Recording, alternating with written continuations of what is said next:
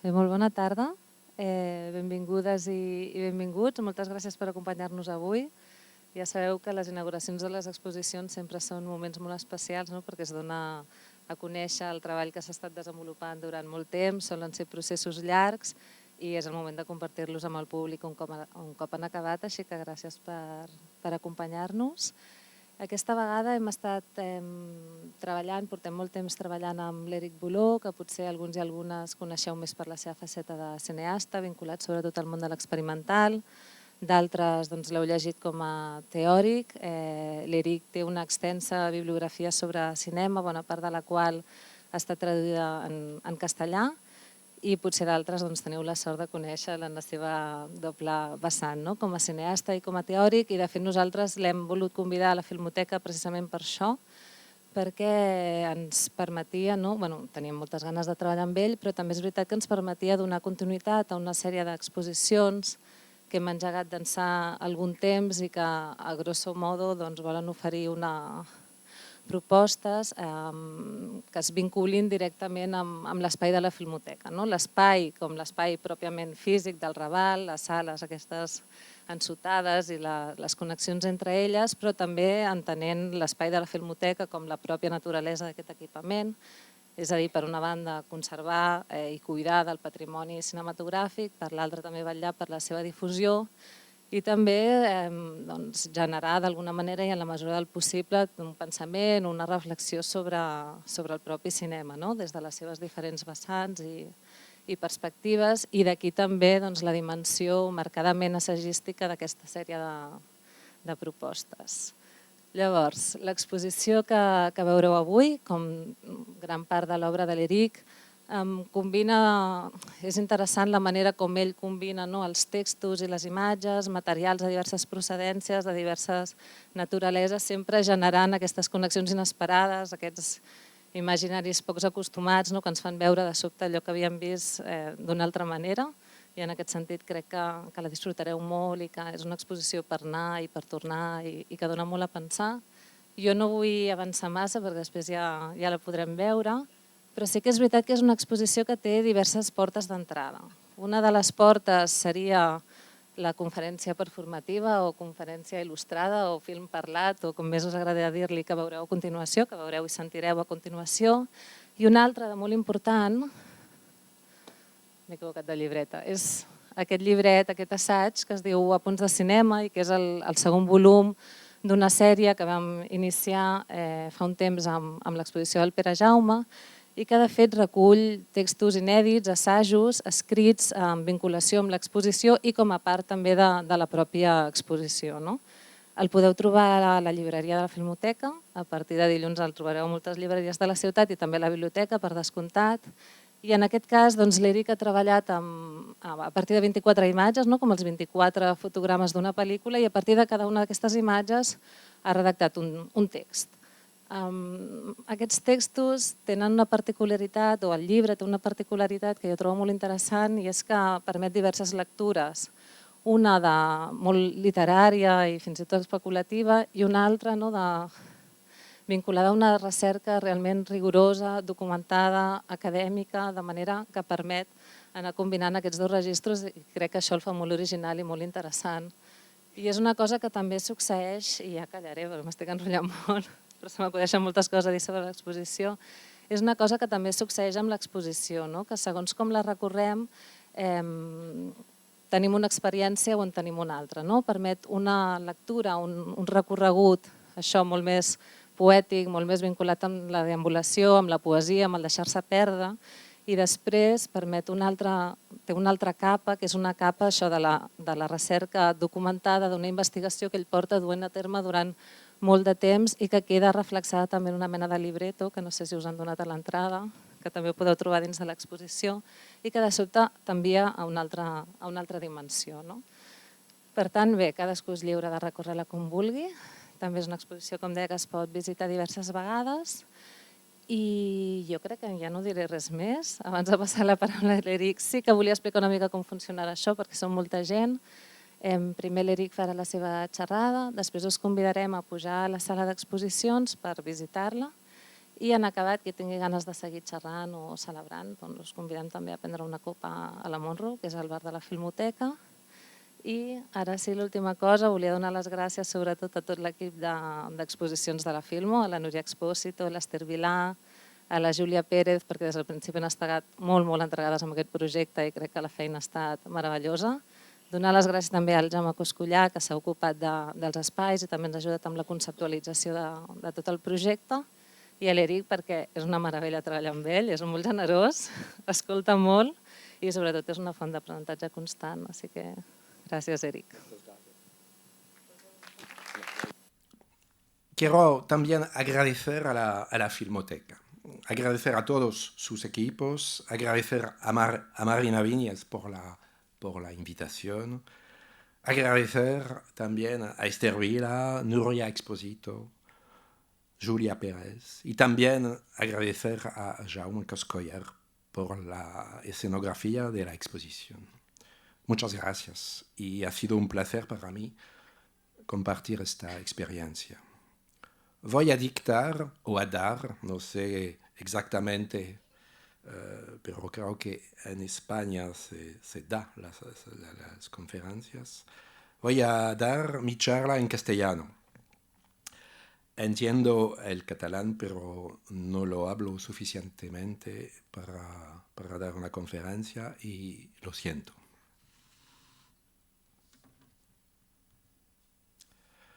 Acordémonos del final del Decamerón, la película de Pasolini. El cineasta interpreta a un discípulo de Giotto. Celebra con sus ayudantes el fin de su mural en la iglesia y murmura: es el último plano de la película. ¿Por qué hacemos una obra de arte cuando es tan hermoso soñar con ella? Comparto su duda, pero no estoy solo.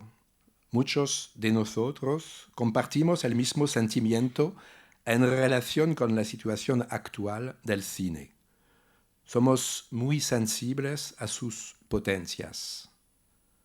Nos interesan las obras inacabadas, las promesas incumplidas, el cine de lo posible.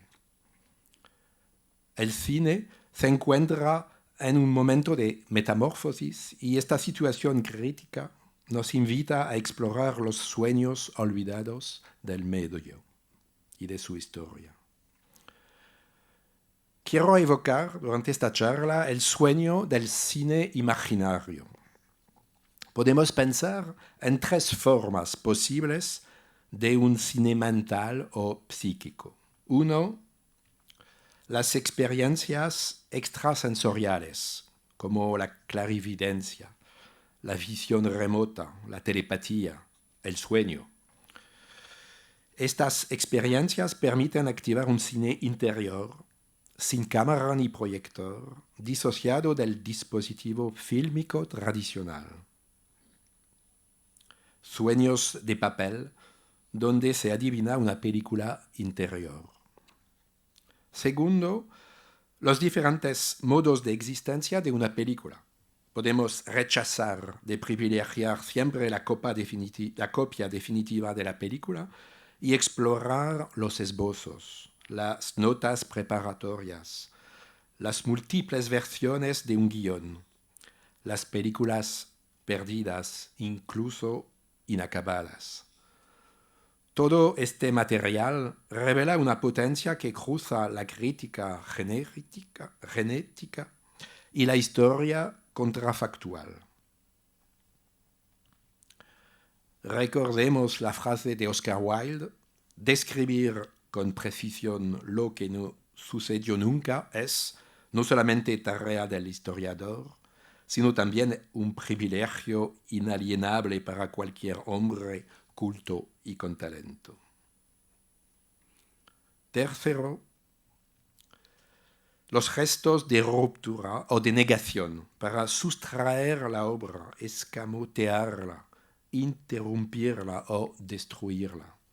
Modo de existencia por defecto de la obra, posiblemente activado por la mente del espectador. Es un poco el proyecto de la exposición. Pero voy a contar algunas historias alrededor del cine imaginario.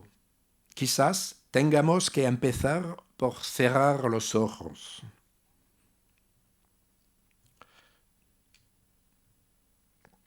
Aquí tenemos a un escritor francés, Jules Romain.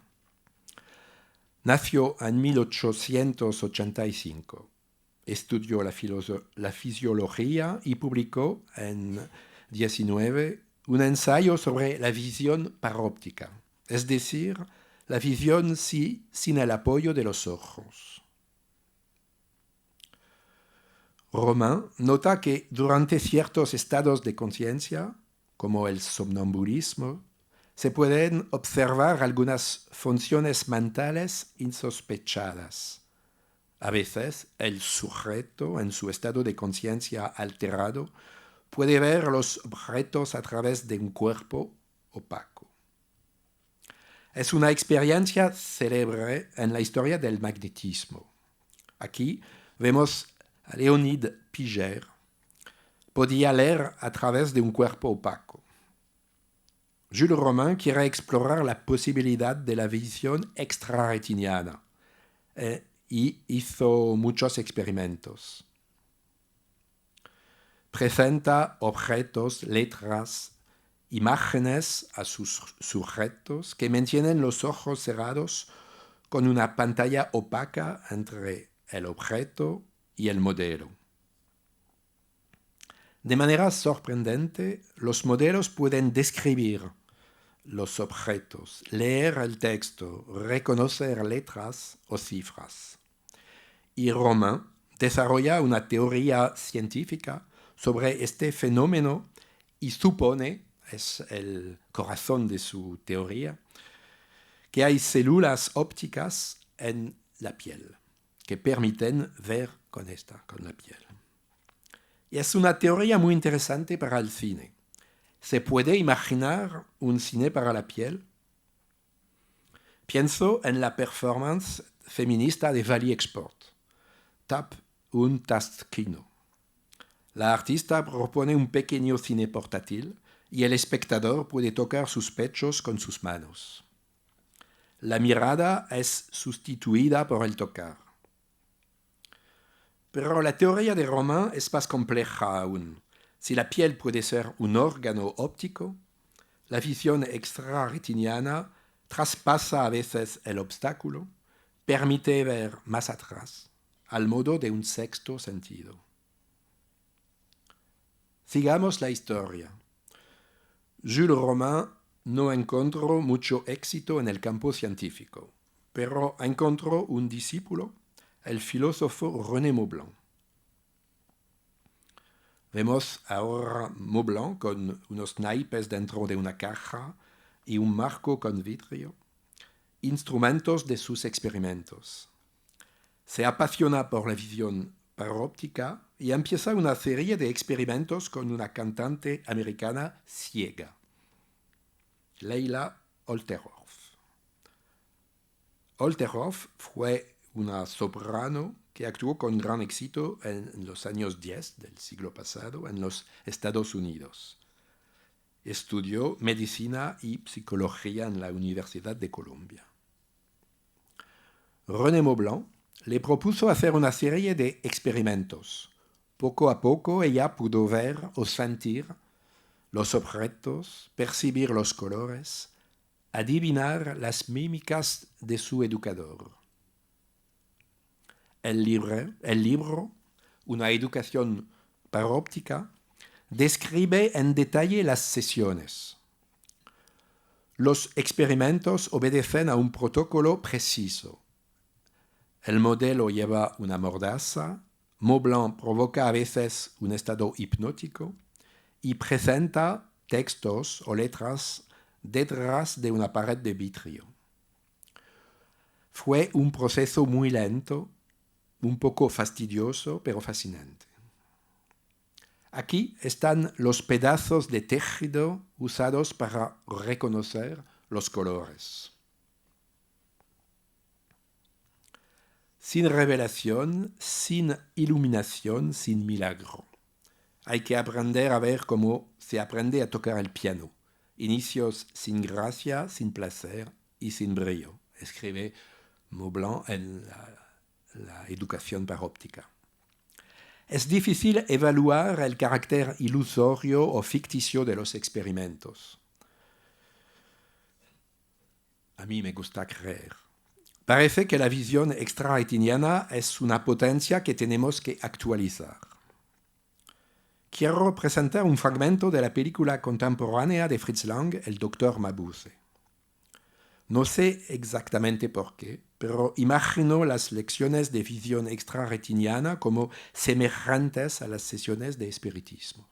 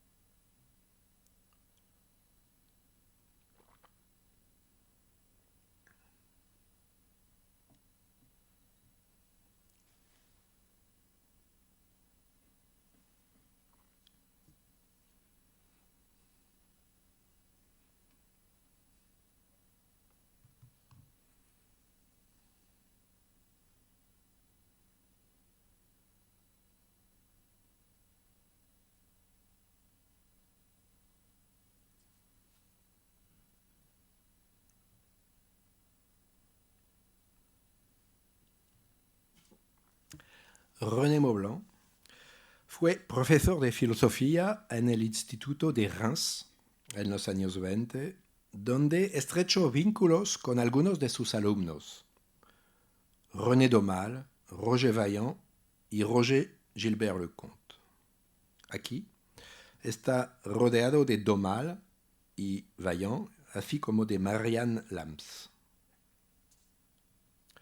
Daumal, Vaillant y Gilbert-Leconte fueron los creadores de la revista literaria Le Grand Jeu en los años 30, de inspiración surrealista disidente, con una predilección por los temas espirituales, místicos y metafísicos. Se interesaron mucho por los experimentos con drogas, sobre todo con el tetraclorometano. Aquí, Roger Vaillant, los ojos cubiertos con lentes opacos, sosteniendo la caja de madera sobre su pecho. El poeta René Daumal tiene la convicción de que puede encontrar otro mundo con estas experiencias cercanas a estados comatosos, parecidos a lo que llamamos ahora experiencias cercanas a la muerte. Su sentimiento de éxtasis tiene algo fílmico.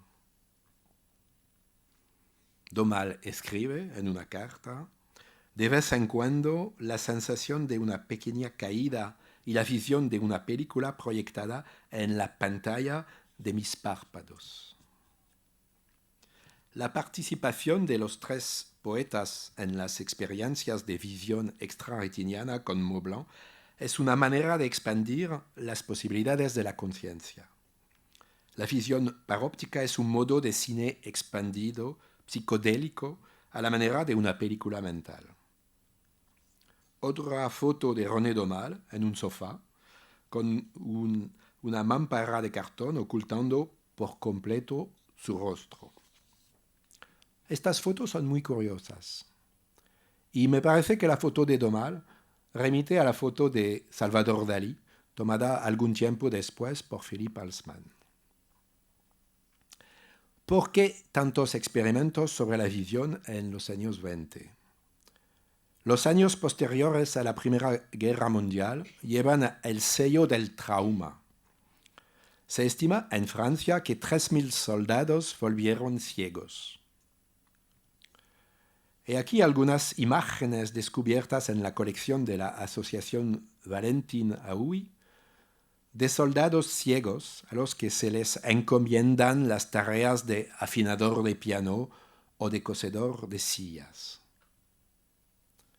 La visión extrarretiniana es una respuesta alegórica al trauma de la guerra. Otra historia, un nuevo personaje, es que es un drama que estoy contando. El ingeniero León Theremin nació en San Petersburgo en 1896 e inventó en los años 20 su instrumento musical electrónico, el Theremin, compuesto por una caja electrónica equipada con dos antenas que producen un campo electromagnético. El instrumento tiene la particularidad de producir música sin ser tocado por el instrumentista. Una música a tientas. La mano derecha controla el tono de la nota y la antena horizontal, en forma de bucle, se utiliza para variar el volumen. Este instrumento tuvo mucho éxito en las películas de ciencia ficción en los años 50 para simular el sonido de los platillos voladores. Muestro ahora un documento de 1930 donde se ve a León Theremin tocando sin tocar su instrumento. Interpreta Deep Night, una canción y un estándar de jazz.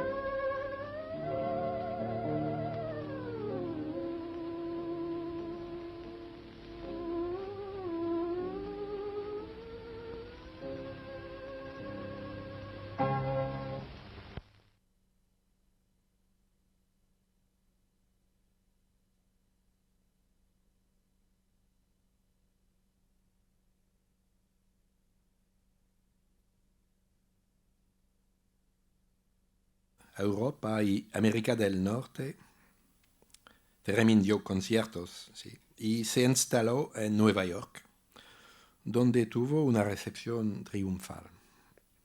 León Theremin, quien carecía de conocimientos musicales básicos, pudo beneficiarse del consejo de la virtuosa violinista Clara Roquemore.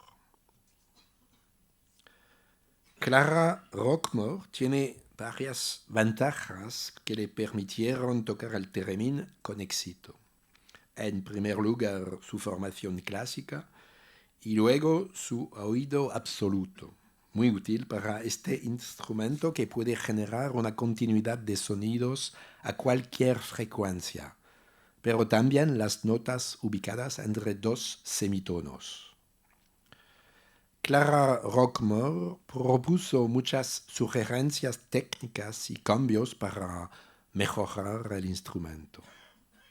Aquí vamos a descubrir Clara Roquemore interpretando El Cisne de Camille Saint-Saëns más tarde, en 76.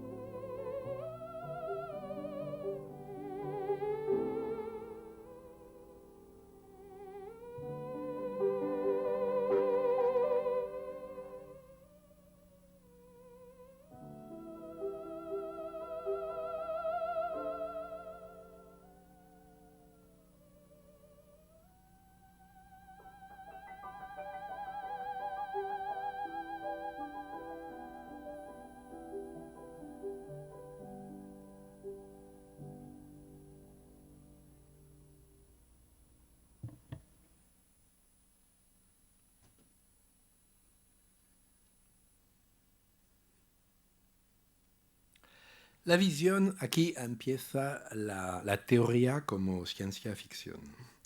La visión extrarretiniana y el theremin son dos alegorías posibles de un cine mental o imaginario. Una propone ver con la piel y la otra propone un instrumento que no necesita el contacto físico.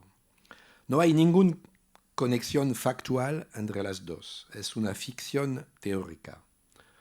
Recordemos la definición de la imagen poética según los surrealistas. Cuanto más distante y justa sea la relación entre las dos realidades estrechamente relacionadas, más fuerte será la imagen, más poder emocional y realidad poética tendrá. Hice algunos collages para ver cómo funciona la relación entre los dos temas. Y esta hipótesis constituye el núcleo de la exposición Cinema Paper y el punto de partida de la película instalación Fragmentos para una película imaginaria. Quería recrear las sesiones parópticas y los conciertos de Theremin, pero más allá del esfuerzo de reconstitución, quería preservar el carácter potencial de la película para validar la hipótesis del cine imaginario, es decir, mantener el carácter abierto y suspendido del material rodado en 16 milímetros. Exponer el crudo de la película, con sus retomas, sus copiones, sus velos de luz, sus intermitencias. Los planos están montados en su longitud. La película presenta intervalos, lagunas, pasajes musicales alternados con periodos de silencio. El orden de las secuencias puede parecer aleatorio o arbitrario, lo que permite al espectador realizar su propia edición. La película y también la exposición están en potencia.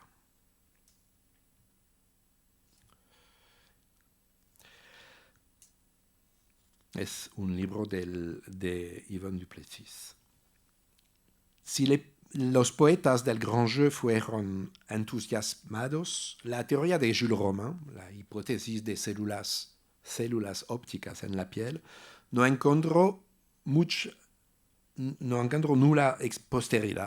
ninguna posteridad, excepto en las investigaciones de una escritora, Yvonne Duplessis, teórica de la percepción dermo-óptica en los años 70. Su hipótesis no se basa en la presencia de células ópticas, a diferencia de Romain, sino en la capacidad de nuestra piel para sentir la radiación térmica de los colores. Hizo muchos experimentos aislando a sus modelos detrás de una cortina negra, sus manos pasando a través de una tela opaca para adivinar los colores.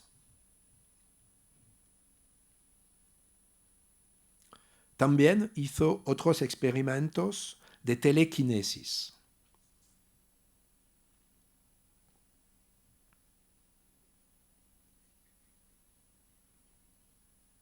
La idea es de desplazar únicamente con la mente los dados o los lápices. Tuve la oportunidad de rodar en Montreuil, cerca de París, en el estudio de su nieto, Olivier Perrault, donde todavía se encuentran la mesa de despacho de su abuela, sus archivos, sus máquinas. ¿Cuál fue mi sorpresa al encontrar la caja construida por Jules Romain para sus experimentos y poder usarla en la película? Soy muy sensible al aura mágica de los objetos cargados de memoria. Es el caso en la película, que podréis ver dentro de poco, de las ediciones originales de libros de Jean Epstein, Paul Nouget o Abel Gance que aparecen. También la elección de los intérpretes para la película forma parte de este juego. Se trata de artistas o cineastas vinculados a la escena experimental. Sus obras personales están presentes en la película de forma implícita. Noah Teschner y la doble pantalla de su película reciente, Navigators, la artista Isabel Cornaro y los cristales de colores de sus instalaciones, o los programas experimentales de Stefano Miraglia y Boris Monod. Si la visión paróptica es una experiencia individual, como el kinetoscopio de Edison, aquí se comparte en el seno de una comunidad, como lo fue para los poetas del Grand Jeu. Creo que hay una relación estrecha entre estos experimentos y el sentido de la comunidad. Mientras hoy en día el cine se expande dentro del espacio social y doméstico, en el momento en que la sala de cine pierde su hegemonía en favor del ordenador o del móvil, las relaciones entre lo presencial y lo virtual han cambiado. ¿Dónde está ubicado el cine? Contar su historia supone encontrar las utopías y los sueños olvidados. Siempre he sido sensible a su virtualidad. Sea cual sea la técnica, tradicional o digital, montamos como ciegos, tirando de un hilo. El carácter físico del medio no garantiza su actualidad. Ya sabemos que el montaje, antes de las máquinas de montaje, se hacía con lupa y tijeras. En el montaje se conjugan las operaciones de la vista y del tacto. Virtualidad del cine desde el principio. Se puede pensar en un cine sin órgano, inmaterial. El modelo técnico del cine ha sido invocado recientemente en los estudios de neurociencia para describir nuestros mecanismos de percepción. Aquí, un dibujo de Ramón y Cajal de una retina humana. Y se puede ver este dibujo en la exposición. Percibimos lo visible a una velocidad de 13 imágenes por segundo. Y es nuestro cerebro el que edita para restaurar el flujo visual. Lionel Nakache llama a esta experiencia cine interior. El cine no tiene aquí la función de una simple metáfora, es un modelo técnico. Jean Epstein quería que interrupciones de película opaca imiten hasta nuestros parpadeos. Cine del cerebro que se confunde con la percepción. Cine sin electricidad, excepto la del cerebro. Cine del decrecimiento. Coda. Pero la teoría de la visión extrarretiniana supone un órgano, la piel.